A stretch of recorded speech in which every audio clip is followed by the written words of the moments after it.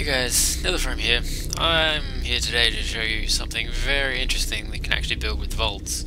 In vaults you generally can't have mining machines except for this one. What this actually is it uses the MFFS mod inside vaults, which has a force field generator. And using the force field generator you can use some modules in them that come with the mod to make it disintegrate blocks basically, and using a collection module as well, you can use it to place them in the chests using ME. So apply energy sticks, you can use it to extract it and import it into an ME system. So the system, since it's an MFFS system, it runs on capacitors and coercion drivers and the force field generators, of course. So what's actually going on here is these three generators are actually mining these chunks in front of me. So I've seen it dubbed a few places as a chunk eater. On this scale I'd probably call it more of a world eater, but so this is just a little something I've whipped up and improved on. So basically what's in each of these, you've got basic coercion drivers. There's however many you need to power it. I haven't done any math yet. Then you've got your Fortron capacitors. I've added some speed modules because you really need to charge these with a lot of energy at the capacitor that I've got them at. And then you've got, of course, the key component, your force field generator. Now, the force field generator, excuse me, I'll just get rid of this. Your force field generator is what actually does the mining, and it's got quite a complex amount and number of modules. So, starting with the basic ones first, you've got cube mode, which basically determines the shape of your force field. You've got your scale modules and your translation modules. Now, these ones, I'm going to trust that you know how to set up a force field. But basically, your force field, you do not want it to cover your, let's say, mining platform. You just want it to mine in front of you, or anywhere but your mining platform, and preferably somewhere that isn't air. So basically the modules you've got, apart from that, are a sponge module. What this actually does is it gets rid of lava and water. The force field projector will actually try to mine lava and water otherwise, which will just slow it down, because obviously it can't mine lava or water. They drop no blocks and then they just keep respawning. A collection module, which collects all blocks which are disintegrated. So if I mine if this mines a grass block, it'll collect the dirt block that drops from that. The disintegration module, which actually destroys blocks. You must have a collection module to actually get anything out of it though. If you don't have a collection module, it will just destroy the blocks, so it can be quite dangerous. Last thing I have is an invert module.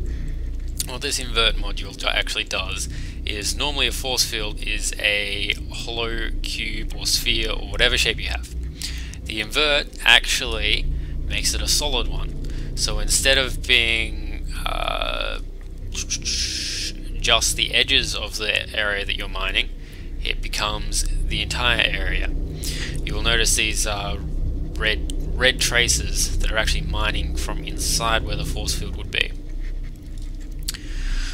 Okay, so I trust you know how to set up a basic storage mechanism with ME. Just some wiring here. It is quite power hungry. It's about to run out of power for me, so I'll just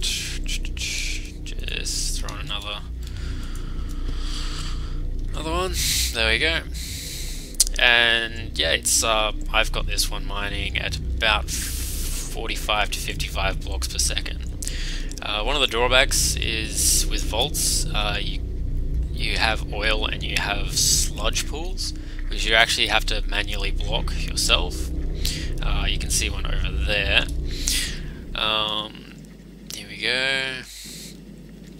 Now you'll notice that the miner is actually trying to mine this block, but it's of course not working since it doesn't drop anything and just keeps respawning. So you actually have to plug them manually, and it's a bit of a pain for sludge pools, but you can do it with a lot of gravel. Yeah, this thing generates a lot of cobble and gravel, so you should have no problems there. Yeah, 45 to 50 cobble per second, and I've mined 500,000 coal and about 20,000 gravel using this thing, so you should be right to fill in pools. Yep, so I'll be back with a very, very simplified version of this. Alright, so welcome back here. We've got our setup, just a very simple one this time though. We've got our energy cube, which is supplying power to our coercion drivers. We've got 4 of them, probably don't need 4 here, but I just use it for the power. We've got a 4-tron capacitor with a more than necessary speed module upgrade. And we've got our force field projector, which is the most complicated and primary piece of equipment. And we've got our chest, which we want to fill. So, now what we want to do is we want to put in a cube mode into the projector, which basically tells it to project a cube out of all the shapes that it can project. And next we want to raise the force field a little bit. So there we go. We can see that that is the up direction.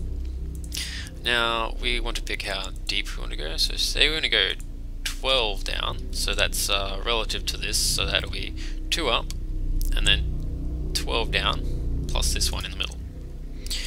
Now we don't want to mine straight up and down. I should mention now that it's important that you don't put the disintegration module in straight away, because that allows you to visualize what you'll actually be mining.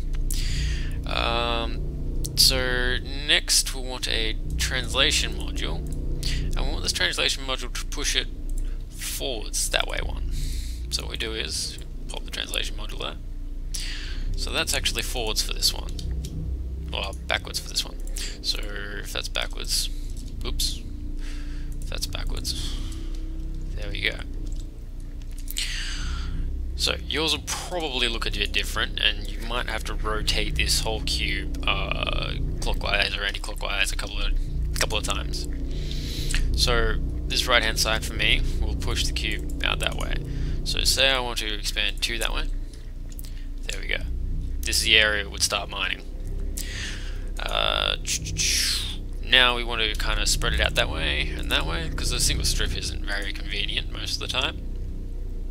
So what we can do is say we want a 17 by 17. That's 8 plus 8 plus the one in the middle.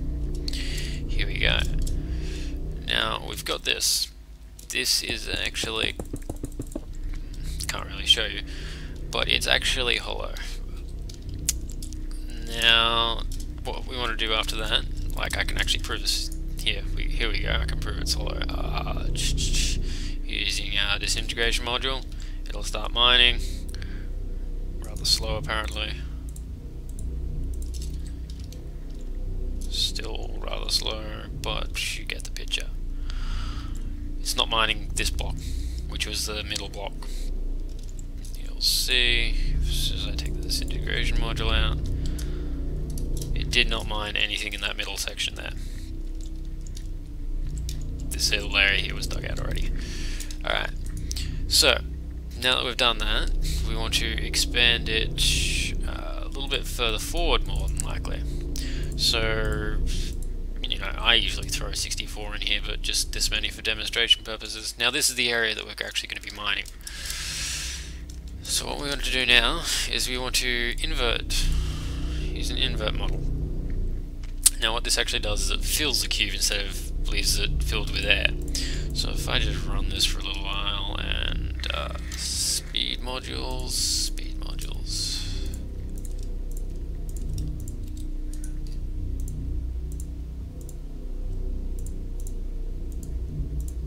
Alright, so this is draining a lot of power very fast, but you get the idea. It's only mining in the perimeter of the cube.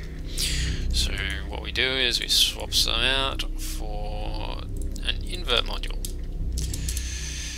Now what this will actually do is it'll start mining the interior of the cube. Next we want to add a collection module, which will actually mine all the blocks and store them in here. Woo! Go us! So you don't actually take damage in this field, I should point that out. The thing is you've got to be careful with here. You definitely do not want your force field projector to be inside your field, because I'm assuming your force field projector could mine itself or your chests, and that would be bad. That would be very bad. You'd probably have all your items despawn. Vaults doesn't actually have any chunk loaders, so you do have to attend this miner, unless you have some other form of mods installed. Next, yeah, the sponge module, of course, you want to throw in. That'll basically get rid of water and lava for you. And that's about it. That's about a wrap for how this thing works. You just want to connect an ME system here, and that'll store the items from the chest. Thanks for watching. Best of luck.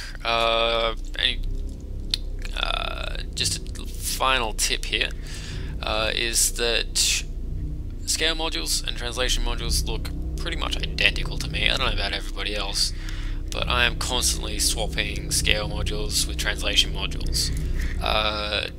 If you've got any problems, just check that you've got all the scale modules where they should be and all the translation modules where they should be.